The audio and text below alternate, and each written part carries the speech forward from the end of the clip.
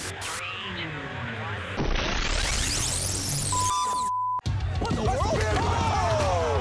Oh, man! SHW.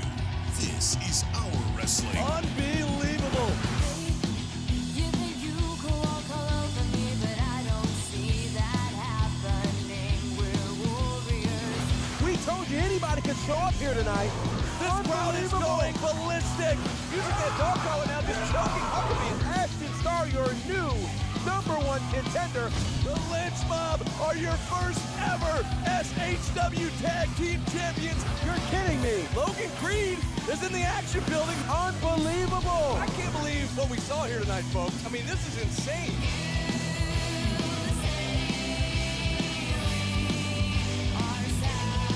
And now, the voices of Southern Honor Wrestling, Brandon Benefield and Gerard Bonner.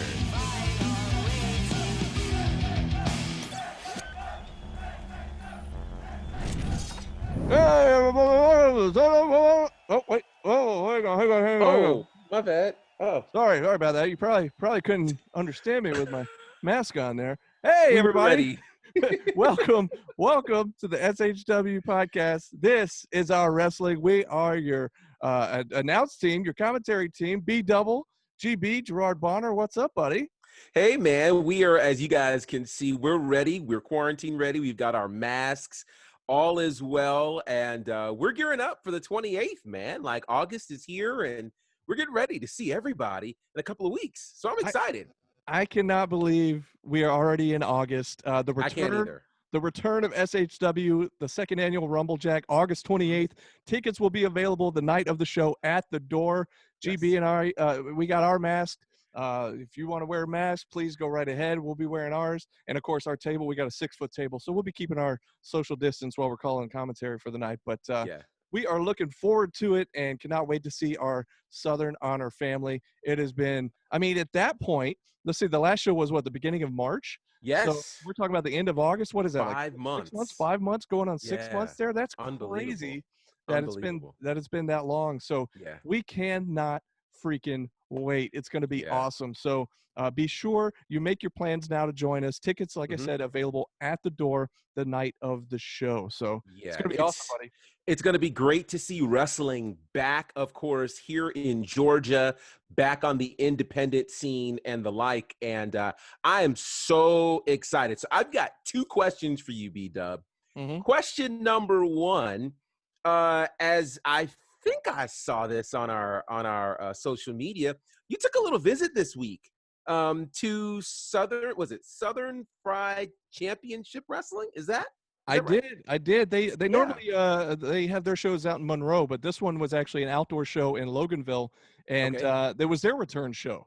And on the card that night was none other than David Ali taking on our champ Corey Hollis. How about that? So it was definitely cool to see them. It was just, it felt good to be back at a wrestling show live and in person. Yes. And so it just got me even more pumped up for the Rumble Jack on the 28th. And, man, I cannot wait.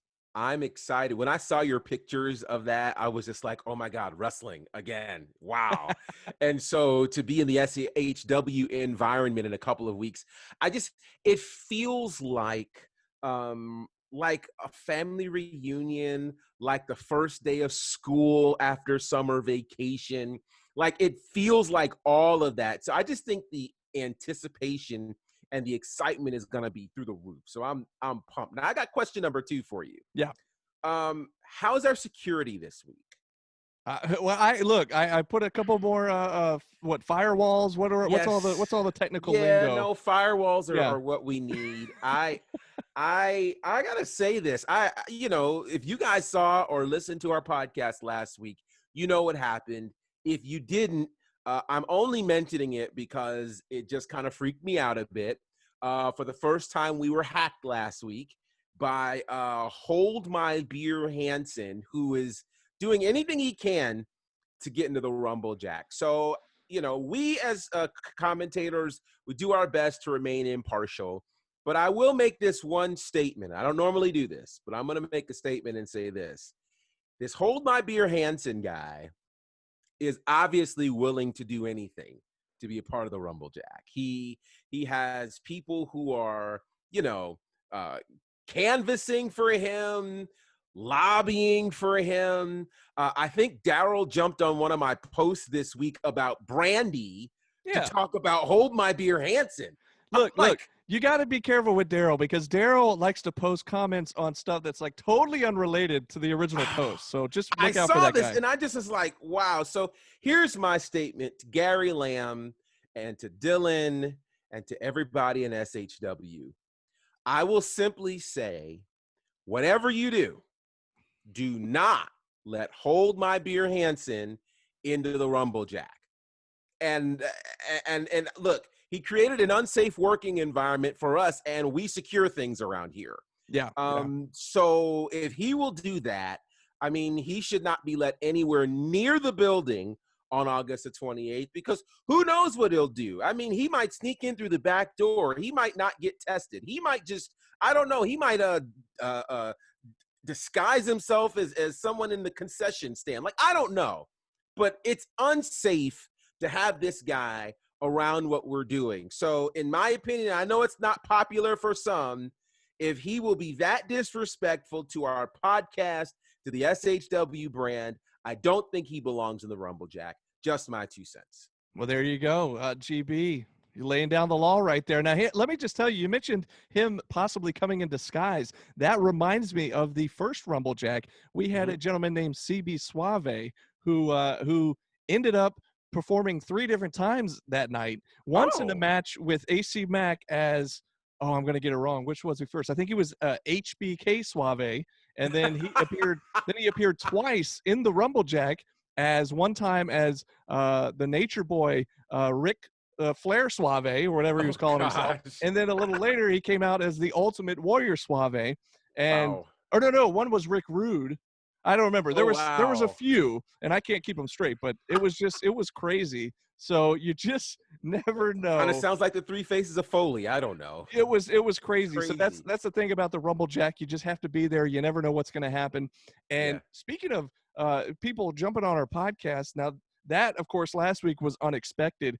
A video was released this week, and then it was shared onto the Southern Honor page by Logan Chase, who is the manager for the Honor Society. Of course, the Honor Society consisting of Cam Carter, Kevin Ryan, Jordan Kingsley, and he was pretty upset. And I feel like it was a direct shot at us, talking about how come we haven't been invited on any of the podcasts, just basically calling us out for not showing any sort of love to the Honor Society and strictly to all the other members of the SHW roster instead. So I don't know if hopefully he doesn't try to hack in. Like I said, I doubled up on the firewall this week, so I think we're okay. Right.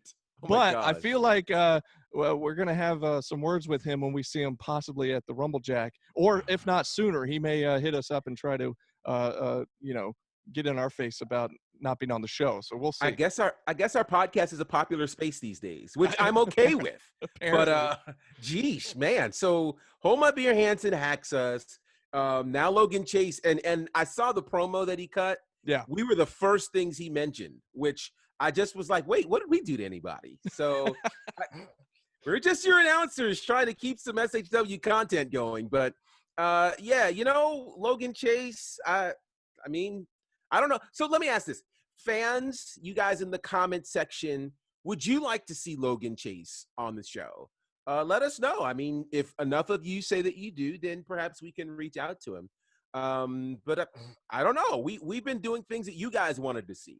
So everybody we've had on, you've wanted us to have on. So maybe this is something that you want that we didn't know about yet. I don't know. So speaking of guests of our show, that brings us to this week's guest, and it is none other than the senior official of Southern Honor Wrestling. We're talking about Eagle Eyes himself, Todd Fox. Oh, yes. So we're going to sit down with him here in just a minute. Let's take a listen into that interview. Check it out. All right, guys, we've got another great interview lined up for you today. You know, in the world of wrestling, we pay a lot of attention to the 2 guys in the ring, or the 2 tag teams in the ring, or the 2 ladies in the ring. But there's an all-important 3rd man in that ring, and that is the referee. And if they're a great referee, you notice. If they're a horrible referee, you notice as well. They play a huge outcome or impact on the outcome of a match. And we have one of the best with us. He's our senior official hanging out with us today on the SHW podcast. It's Todd Fox. Todd, how are you, sir? I'm doing well, buddy. Doing well. I appreciate y'all having me on, man. It's y'all are a sight for sore eyes, that's for sure. Oh, shucks. You're kind. You are kind. So we've been asking everybody, we've got to ask you this too, because of course the pandemic has really impacted obviously what we know as pro wrestling, and nobody was prepared for us what has been a 5-month hiatus of sorts. What have you been doing during this this pandemic, and how has it impacted you? What are you doing to kind of stay sane? Man, it's been Well, let me just cut in real quick. You're having babies is what you're doing. And Yeah, well, Yes. there's that. yeah, there's that. That's the big thing. That's man, that's been such a joy. congrats, man, by the way. Yes. Oh, thank you. Congratulations. But yeah, man, it's been such a joy being that little dude's dad so far, man. It's I'm probably the most tired person in the world at this point. Because I relate. oh my gosh, it's unreal. But yeah, it's been one of the most joyful things that I've ever been, blessed with, and so that's been amazing. But overall, the pandemic has been it's been super joyful. It's been kind of really sad at moments, and there's been good times and bad times, and it's kind of been all over the place. So Yeah. but what about you guys? Well, you know what? We are holding strong, and it's one of the reasons we've done this podcast, quite frankly, is to kind of keep us connected with each other and with the fans, and to provide some degree of normalcy to our week, since we're used to first Friday of the month, of course, being in Canton at the Action Building, and so with that not being in place for a while, it's kind of like we got to do something. So this has been I think a big help to our normalcy. What do you say about that, B-Dub?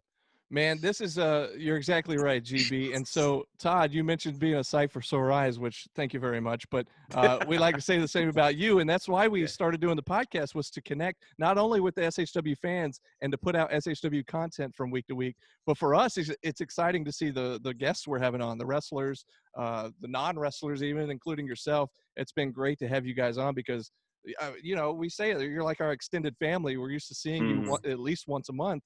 And to not be able to do that for, 5 months, getting ready to go on 6 months almost, it's sucked, just to put it bluntly. Like it's really sucked. So it's really good to see you too, buddy. And it's just been we're holding everything down on our end. It's just been crazy, like everybody else has said, with especially early on when everything was shutting down and everybody was just staying home nonstop. But I think Gerard and I both have somewhat gone back to work.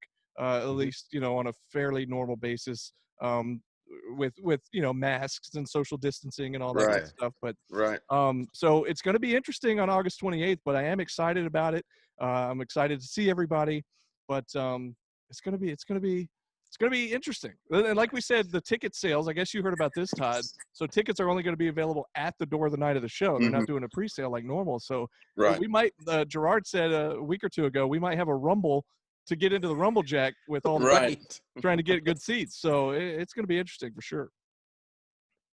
Yeah, it should be crazy to say the least. So let me ask you this. Of course, as we said, the pandemic has impacted the sport in a significant way. Have you been keeping up with wrestling during the pandemic? Some have some have kind of taken a complete break from it. Where do you stand in that? I the first part of it, I kept up with everything fairly well. I was still watching week to week and following on Twitter and everything else. But to be honest with you, man, since like the very beginning of June, I haven't been plugged into anything. I think there's there's a lot of stuff in the world of wrestling, about especially here recently, just about like mental health awareness and kind of dealing with that kind of thing. And right towards the beginning of June, I had some stuff from my past come up and kind of resurface itself, and I wasn't dealing with it in an awesome way. It was, kind of causing me a lot of turmoil myself, and with my wife and my family and everything, and I just wasn't dealing with it well. And it's something that had always kind of lived like down inside of me, and I just hadn't dealt with it in a healthy way. And so, man, at the beginning of June, I realized that I was putting a lot of my time and a lot of my identity, I guess you can say, in what others were doing, or what others were saying, or kind of what was going on. And so I just disconnected completely, kind of broke myself down to just like the bare minimum.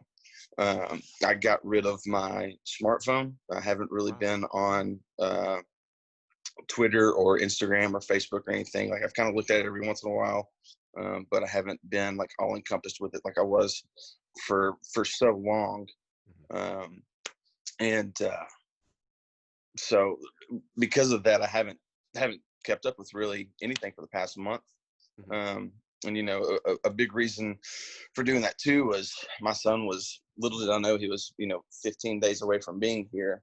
Yeah. But I think like a lot of us, I spent 75% of my life on my phone. And with him being here and him coming, I didn't want to take the time that I should be spending with him away with holding a phone in my hand.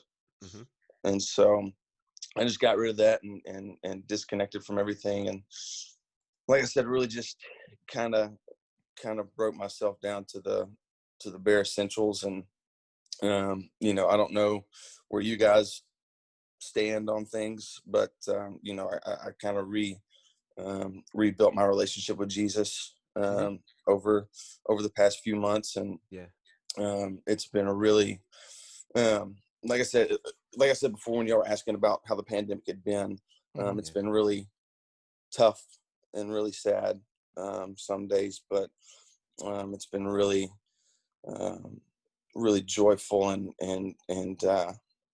life-bringing as well.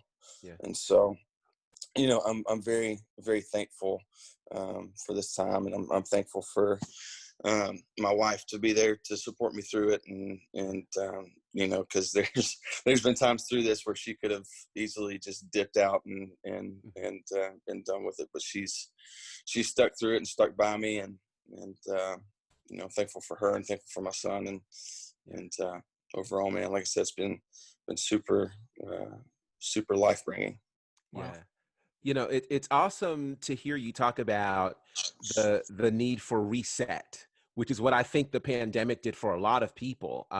We've heard people, some have decided to step away from the business. Some decided to make all kinds of unique personal changes because of what this time frame has done. And I think it's important to be able to recognize those moments where it's like, wait a minute, things are a bit crazy. Let's kind of hit the reset button and do whatever personal work needs to be done, which I think is an important thing to do that I think a lot of times we forget about in the crazy world that we live in, because we can be super distracted by all of the other things that are going on.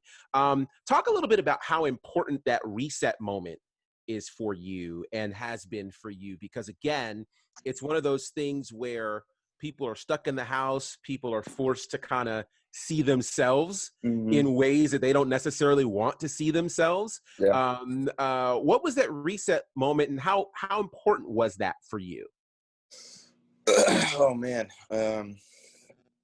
it was a day. I think it was the end of, like, it was like May 31st, I think. Okay. And my dad had been here for the weekend, and kind of helping us just get prepared for baby. Get ready to do that, and he left, and it was just me and my wife here, and we just started talking, and a lot of stuff, like I said, just from our past, just started coming out, man. And I think we, as guys sometimes at least tend to, bury stuff and not really address it and talk about it. And Yeah. like I said, there's such a stigma towards that. But it was,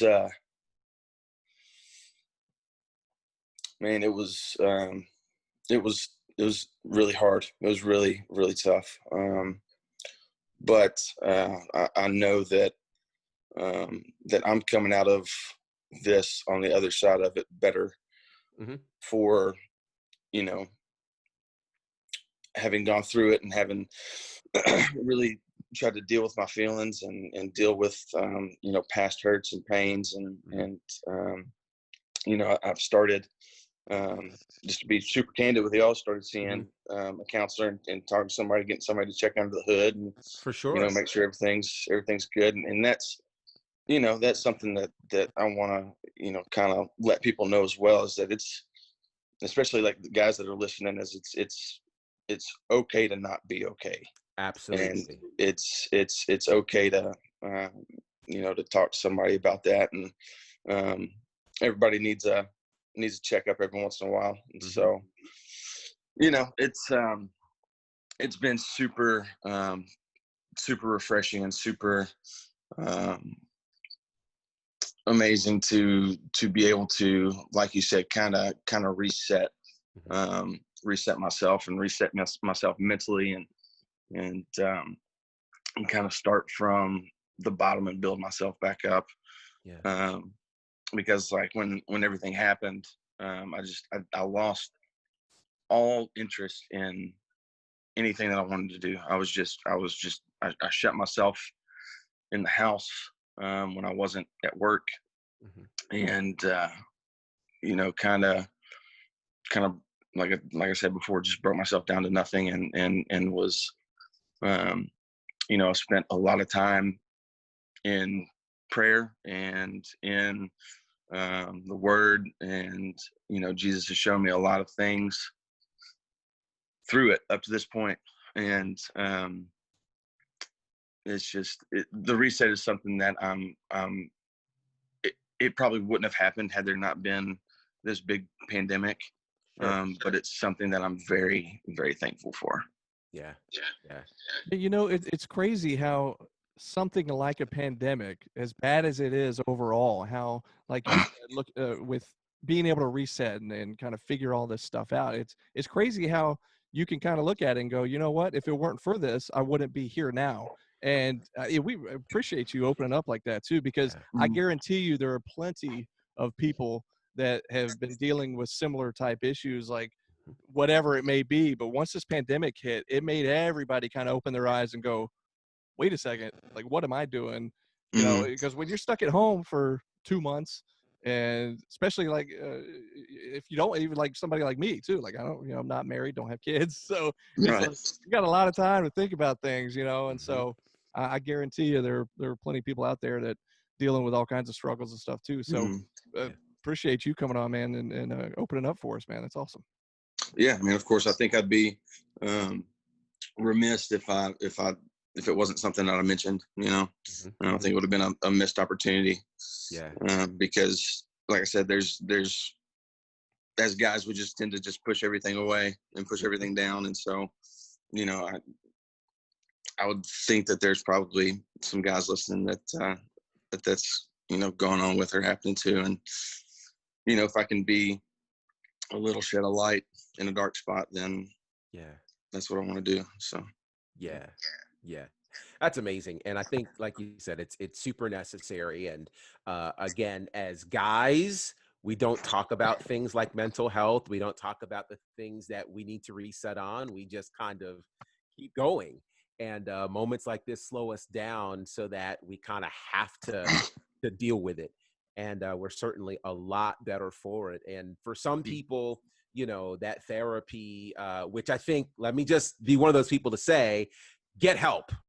If you need help, get help. Don't be ashamed to say that you need help. Mental health is as important as emotional health, physical health, and anything else. Spiritual health, all that stuff is necessary. And trying to do it by yourself is just a little too much for anybody to ask. We weren't necessarily designed to do this. That's why we have a 2-man team here. That's why there's never just one person doing anything. So there's a lot of wisdom in that. So I applaud you. Absolutely. It's an amazing, amazing move. Some people turn to wrestling for therapy. Go figure. Sounds crazy, but I get it, right? So I want to know from you, how did you get interested in the wrestling business? Everybody kind of has an interesting story, so for you, what was the thing that made you go, I think I like pro wrestling? So I have been watching pro wrestling since I was probably 3 or 4. My grandfather is a huge wrestling fan, watches every single Monday night, always has. But the first thing that I remember like watching with him was they had gotten WrestleMania 9. Okay. And like the only thing that I remember like from being at their house and watching it with them was Undertaker. Undertaker faced Giant Gonzalez. And I remember being just terrified of both of them. I don't know if you remember Giant Gonzalez. Have you ever seen his I do. His bodysuit. It's the most terrifying thing. Fur and everything. It's disgusting. Yeah. But so from there, I would watch it whenever I got the chance to. Cousins, my grandfather, one of my older cousins used to, when she was in high school, her and her friends would buy all the pay-per-views and watch them at my aunt's house. And so whenever we were over there, I'd go sit with them and watch that. And so it's always been a part of my life. I don't remember a time that it hasn't been. Yeah. And I grew up in Nashville, and so in like 2003, 2004, TNA had started up in Nashville at the fairgrounds. Right. And so on Wednesday nights, tickets were like $10 or $15. And so like during the summer on Wednesday nights, my dad would take me to the Asylum, which is what they called it, but the Sportatorium at the Nashville Fairgrounds. And we would go watch TNA on Wednesday night, because funny thing, actually, my uncle grew up and is the same age as Jeff Jarrett, and they knew each other and were buddies in high school. And then my great uncle was best friends with Jerry when they were in high school. My grandmother has told stories about Jerry Jarrett being, coming to the house and eating dinner and hanging out with everybody and that kind of deal. Real quick, does your uncle still keep in touch with Double J at all? He doesn't. He's if I remember correctly, I think that he's seen him just like kind of out and around like Nashville or Hendersonville before, and he's seen him, but he doesn't like, they don't talk regularly or anything. The reason I ask, and you may know where I'm going with this, Todd, is because if you listen to us on MSP, is that I've got an ongoing feud with Double J personally. Oh yeah. That's been going on since 2006, and so I was going to have your uncle relay a message, but that's okay. We'll talk about it off air. Anyways, you can go ahead with your story. No, it's okay. But Gerard, I'll tell you about it later. I gotta hear this.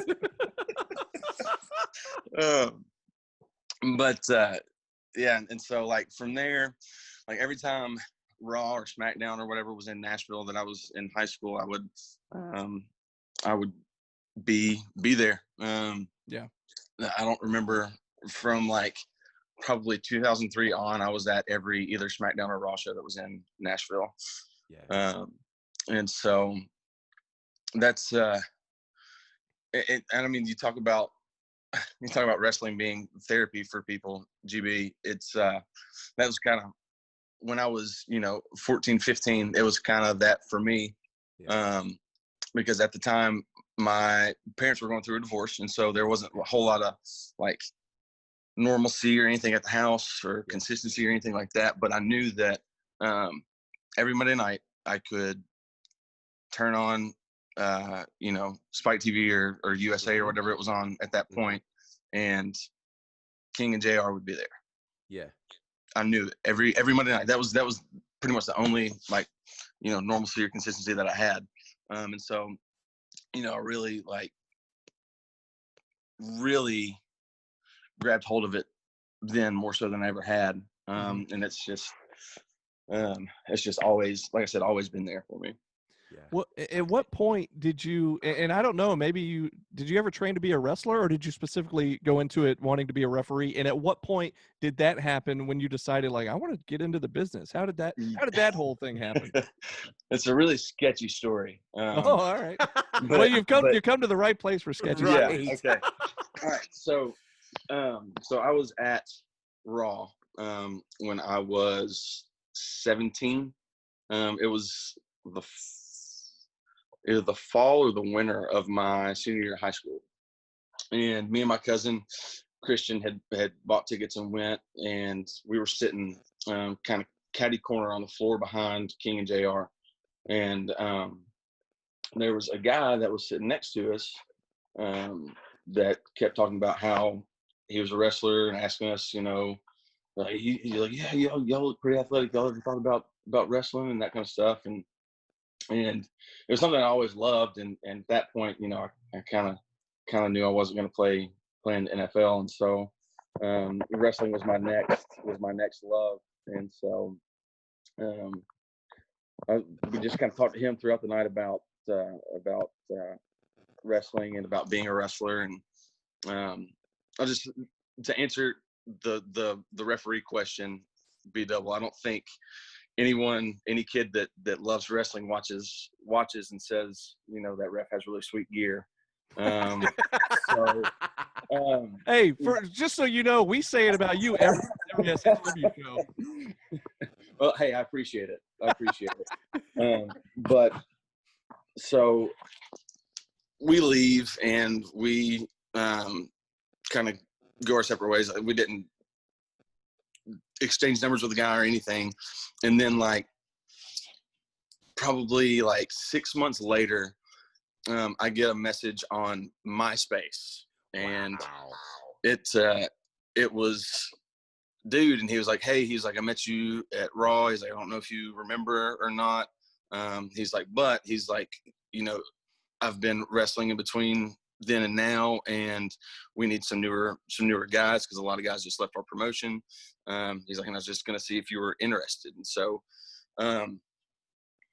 and it was really, really sketchy. And so so I drive to Smyrna, Tennessee, which is down I-24, on the way to Chattanooga from Nashville. And the guy had given me an address and was like, hey, he's like, come here and I'll help train you. He's like, I don't want any money.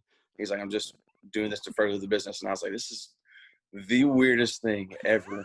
And so I took my buddy Bradley with me because I was like, I'm not going alone to this. I was like, please just go with me. And so he did, and we You got bring some there. nunchucks and some weapons with you or something. I actually did. I had a knife in my duffel bag.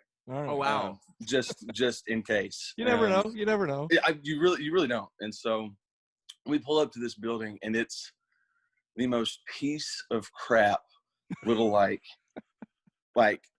you know what a pole barn is? No. Okay, so a pole barn is like one of those metal barns that you see that have a big slide open door. And so we pulled up, and it was one of those, and there was just really tall grass and weeds all over the place. Didn't look like the place had been used ever. And so me and Bradley walk in the door, and there's just a ring in the middle of it, in the middle of this pole barn. And so there's a ring and a few chairs around the outside of it. And the guy's name was Jim. And so Jim was already in the ring, and we got changed, got in there, and he goes, okay, he goes, show me what you think you know. And so I took a few bumps. I started running the ropes, and throughout my time as a youth, I would study Tough Enough whenever it came on. Yeah. And so I had the basics of a bump and running the ropes. I felt like I already had them down without having ever done it. And then I got in the ring and did it. And after a few minutes, He said, okay, stop. He's like, you just bypassed about a month's worth of training. He's like, we'll just go ahead and start right into psychology and moves and why you do what you do and why you move the way you move and why you take pauses when you pause and kind of just, the deep ins and outs of the wrestling business. And so I trained for every week for about 2 months leading up to coming to Chattanooga. And I was supposed to have my first match there with him. And then something happened. I can't remember what it was, but something happened. I wasn't able to. And then I came to Chattanooga for school and got just kind of all encompassed there and lost touch with Jim and just kind of, didn't really think about it after that because I was like, oh, college is what I'm supposed to be doing. This is the route I need to be going. And then college wasn't the best. And so, and I actually lived with a guy who played football at UTC that was a big wrestling fan as well. And so we used to watch wrestling in the dorm and after that I've kind of built myself back up to wanting to do it again. And so I reached back out to Jim and he's like, you live in Chattanooga now. He's like, I actually wrestle in Chattanooga from time to time. He's like, I'll put you in touch with the promoter. And he's like, we'll see if we can get you at a show. He's like, I'll put in work for you. He's like, I know you can do it. He's like, you just got to get in there and do it. And the promoter was Paul Lee, Lex's dad. Yeah. Oh, wow. Because the nature boy. The nature boy. Be specific now. We need to know. The nature boy, Paulie. Oh yeah. And so, but the real. I'm sorry. The real nature boy. The real nature boy. Oh yeah. Oh yeah. But they live right outside of Chattanooga here, and so like literally right across the state line in Georgia in Ringgold. Ringgold. Yeah. And so he put me in touch with Paul, and I got to Paul's show, and man, I didn't know what I was doing at all. I showed up, and my wrestling gear was dark blue basketball shorts and a dark blue long sleeve Under Armour and some dark blue high top basketball shoes. At least you matched. Yeah, that was the one thing that I knew. I was like, I have to match. I was like, I have to figure something out. And so, but so I did that, and I wrestled for, probably about 2 years with them. I was a tag champion for them for a little bit. I moved from the basketball shorts onto a singlet because I had wrestled in high school, and our colors were dark blue and white. And so I had a dark blue and white singlet at the house and grabbed it and took it with me and was wearing that. And like I said, wrestled there for about 2 years, and then just kind of lost all the passion and fire for it that I had. I just kind of lost it, and I was like, this isn't what I want to be doing. And so that was when I was probably 21. I didn't get back into it until I was 26. I texted Lex when I was, like I said, about 26, and I was like, hey man, I was like, I'd love to get back into it if y'all are still like doing training, or if you need anybody or anything like that. And he's like, we need a referee bad. And so I was like, I'll do it. And so, so I get back there, and I had never had any referee training at all. Mm-hmm. And so the first match that I refereed, they had they did what's called a double down, where, you start the 10 count, and then they get up by, 9.5 and keep going. And, they did a double down, and I was just watching. I was like, this is a pretty good match. And, I didn't even think about it. And, one of the guys that was on the ground, he was laid on his back. He looked up, and he goes, effing count. And then laid back down. And I was like, oh yeah. And so I started counting, and it was kind of trial by fire. Yeah. And so, That's awesome. but that show after I started back was actually where I met Dylan at, Oh wow. because he was coming up there to do shows as well, and so I think he was either at that show or it was maybe a couple shows later that I met him.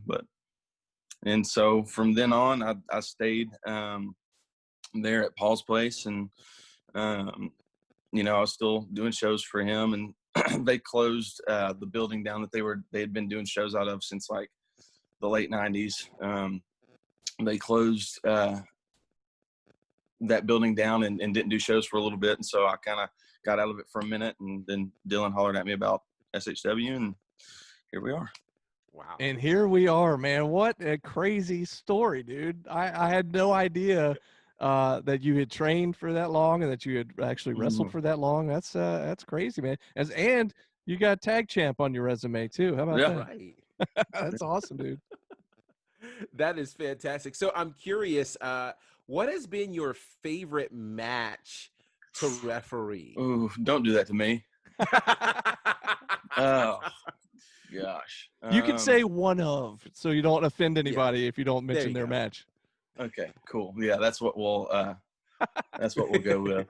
Let's go We'll with go- that. Man, oh, Because you've been in there for a lot of good, like all the big SHW ones. I mean, Yeah. yeah.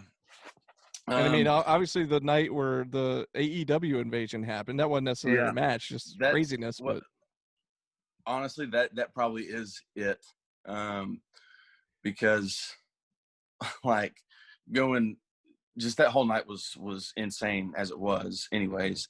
yeah, But about halfway through the show, Dylan's walking through the back. He's like, I need everybody that's in the main event. And so we kind of walk to the back and walk into, I don't know if I'm supposed to be telling you all this or not. man, it's this. We don't keep kayfabe Hey. on this show. Well, Forgive- usually. So Forgiveness, not permission, right? we're Right, shooting here. so- We're shooting here, buddy. Bring it. So me and AC and Alan and Dylan and Shannon walk, outside the building and around to another door that I didn't even know existed, which apparently was Gary's office. And so Dylan opens the door, and Kenny, Chris, Cody, and Gary were all standing there, and I was like, "You've got to be." I was like, "I do not belong here." So did And- you know that they were there at that point?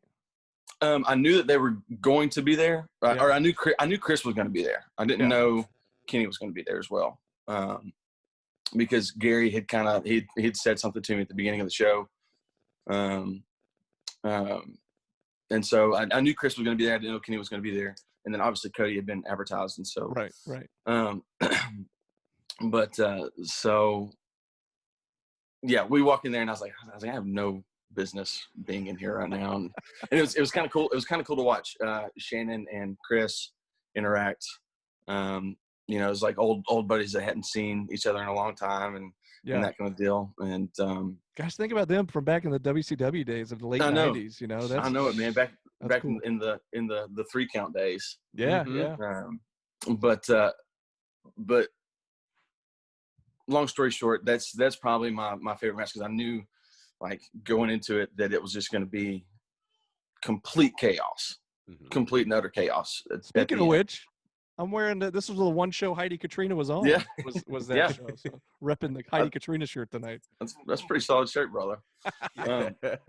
But yeah, just from kind of knowing what was going on, and I always enjoyed being in there with Shannon, just because of who he is and everything he's done, and kind of the wisdom that he has when putting a match together and that kind of deal. And so yeah, just really that's probably my favorite. Wow. One of my favorites. Yes. One of my favorites. One of your favorites. While we're talking about favorites, you talked about all the live shows you've been to over the years, whether it's a Raw or whatever it might have been over the years. But do you have any that really stand out? Like any pay-per-views, or just like Raws and the TV shows? No pay-per-views. Just the No pay-per-views. Just the win. I had to think about it for a second. Yeah. Just the Wednesday pay-per-views for TNA. Oh yeah, the early days. Yeah. Because they were weekly, and honestly, probably one of those TNA shows is the one that like stands out to me the most because it was the first time that I ever sat ringside, and so like I don't remember. It was like July or June 2004, and it was Jeff Hardy's first match in TNA, and Jeff Hardy was as a kid he was my favorite, and that was actually the Swanton was actually my finisher when I was wrestling. Oh wow. Look at there, Todd Fox can do a swanton. I had no idea. No idea. At some point, you have to pull it off while you're reffing a match. I don't know why you would do it, but for some reason. Okay, I'll get with Dylan and see what we can pull off. Yeah. But no, it was Jeff Hardy's first match in TNA. He wrestled Monty Brown, or Marcus Corvon, and Alpha Male. No, I know him as Alpha Male Monty Brown. Yeah. Oh yeah. Or the Pounce. Yep. But the main event was Frankie Kazarian, AJ, and Michael Shane, and it was an Ultimate X match for the X Division title. Wow. And AJ got one of them up on the like they were both climbing the X. I don't know how much y'all know about the Ultimate X match. Oh, I remember those. Yeah. But they were climbing the X towards the middle, and they were both on the same rope. And I can't remember if it was Frankie Kazarian or Michael Shane, but AJ Styles clashed them from the X. Wow. I've seen the highlights. I've seen the footage of that.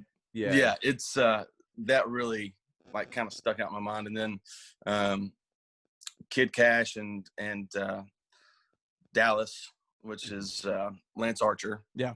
Showed up. By the way, I have beef with Kid Cash going back a ways too. So I'll do you really? Later. Oh yeah, I'll tell you later, man. I got a lot of beef. Yeah. So you're talking about TNA at the Asylum in Tennessee, right? And so what year are we talking? Like 2004? 2004, summer 2004. So I moved to Orlando in August of 2004, and I don't know if they had just moved to Orlando also, or it was maybe right around that time. But it was just after that. Right. So I went to all of the shows at Universal. Like you're talking about going to all the shows at the Asylum. So I would go to all the ones at the Impact Zone.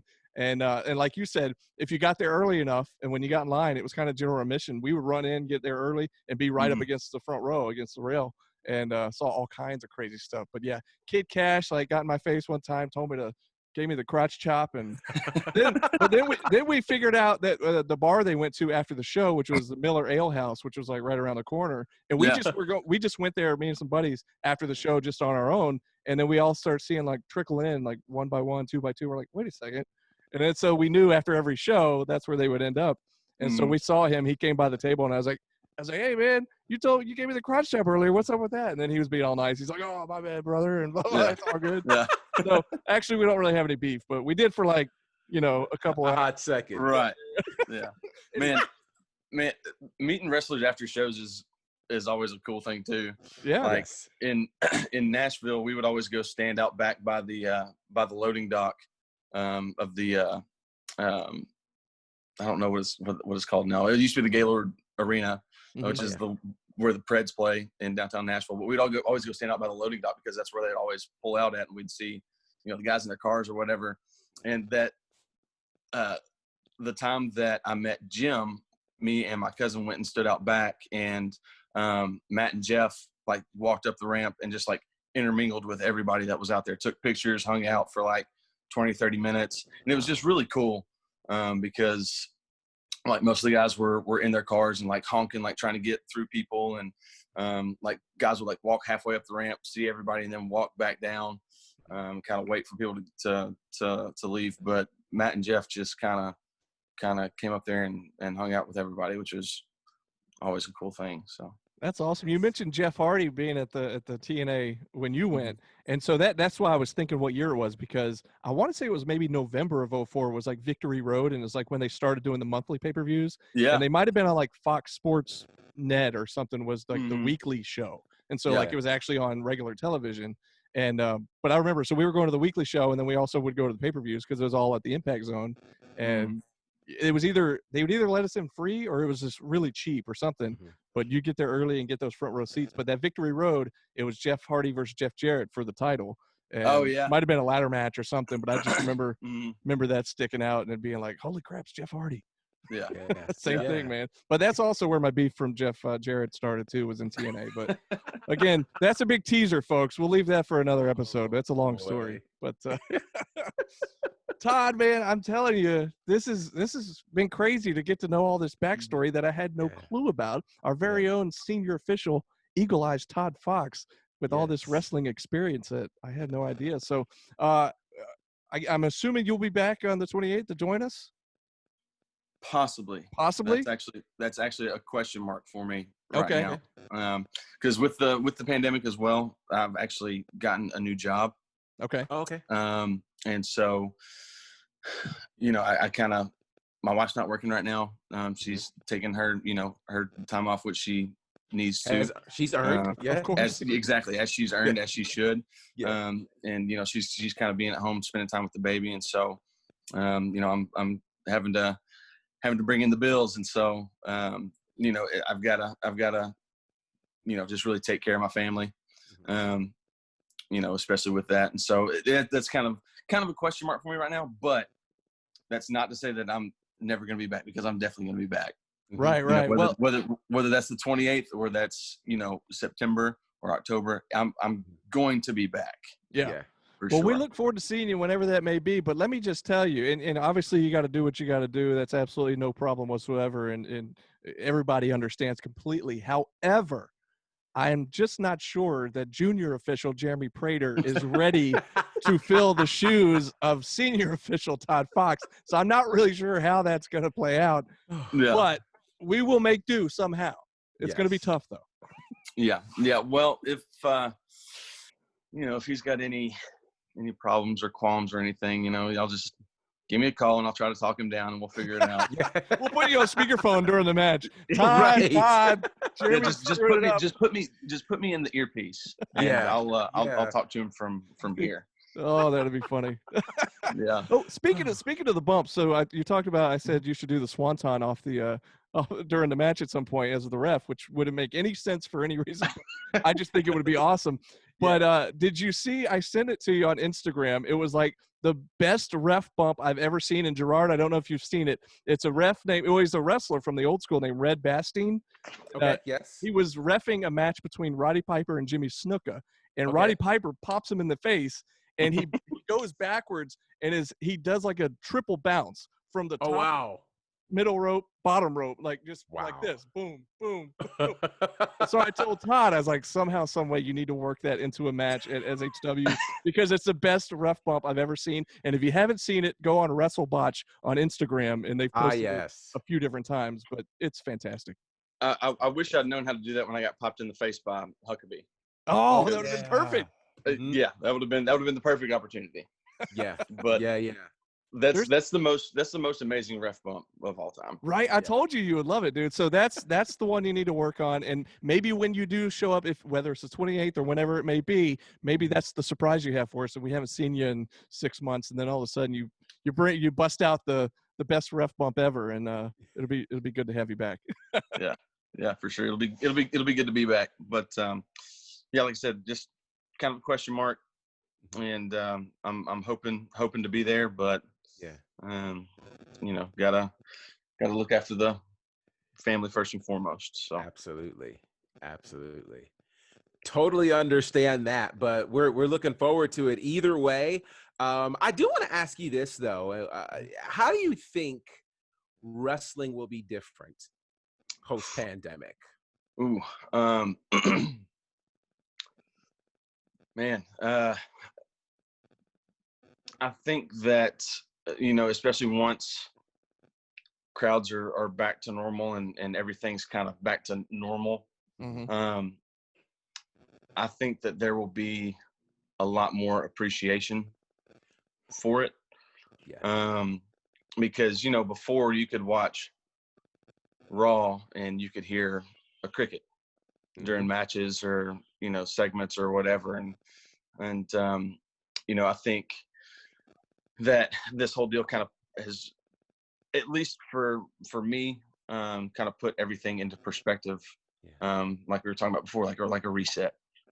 And so I think hopefully it'll be,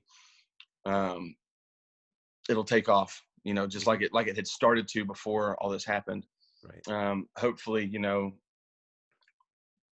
once crowds are back, fans will be 100% encompassed back in it, and it'll just kind of take off, and we'll have, real true appreciation for it again, because I feel like that's something that we just kind of got spoiled with having, live wrestling all the time. Yes.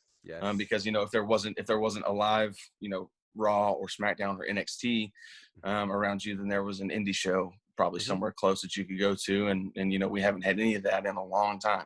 Like you said, was it 5 months? Absolutely. Which is wild. It's crazy. But I just, obviously there's still going to be those trolls and people that just want to stir the pot and stir stuff up, but hopefully overall, I'm hoping and thinking that there will be a newfound appreciation for it. Absolutely. I love that. And I agree. I think it's going to be like a family reunion, like the first day of school, when you have not been there. I think it's going to cause a brand new appreciation for everything. And so I'm definitely looking forward to all of the band getting back together. I think it's going to be amazing. Yeah, I absolutely can't wait. And Todd, we can't wait to see you, whether, like we said, whether it's 28th, whether it's the next show or the next show. But man, it's going to be good to see you. It's going to be good to see everybody. And we just absolutely cannot wait. And Todd, thanks so much for joining us, man. This has been very educational. And also thanks for being so candid with us early on, man. That's really, really important stuff you were talking about. And like I said, I'm guarantee you there are many people out there going through this similar thing. So, but man, thank you so much for joining us, man. We really appreciate it. Of course, man. No, I appreciate y'all for having me on, man. Like I said, y'all are a sight for sore eyes, and it's good to see you guys. And I'll be thankful when I can see in person. Both of you got a big hug coming your way. So absolutely, absolutely. I look forward to it. Yeah. All right, buddy. Well, thank you so much. We'll see you real soon. All right, buddy. All right, brother. Y'all take it easy. All right, take care. Well, there you go. Eagle Eyes himself, SHW senior official Todd Fox, making his appearance here on the SHW podcast. This is our wrestling. GB, what a guy.